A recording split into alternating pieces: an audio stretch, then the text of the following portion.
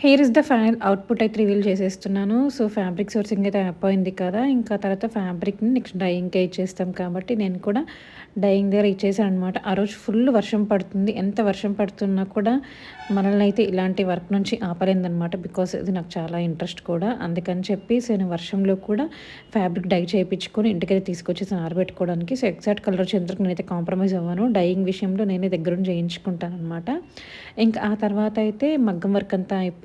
So, starting నుంచి ending వరకు ఎలా వర్క్ చేశారు అనేది మీకు ఇక్కడైతే ఇమేజెస్ యాడ్ చేస్తూ ఉంటాను వీడియోతో పాటు. మీరు మీన్‌వైల్ అది కూడా చూడొచ్చు. అండ్ వర్క్ చూడండి. Look at this colour. అసలు రెస్టారెంట్స్ అయితే ఈ మధ్య చాలా ట్రెండింగ్ అయిపోతుంది. నాకైతే అవుట్‌పుట్ చాలా బాగా నచ్చింది. అస్సలు ఎక్స్‌పెక్ట్ చేయలేదనమాట. ఇంత మంచిగా వస్తుంది అని చెప్పి. లుక్ అట్ దిస్ బ్లౌజ్ అయితే చాలా స్టన్నింగ్‌గా ఉంది.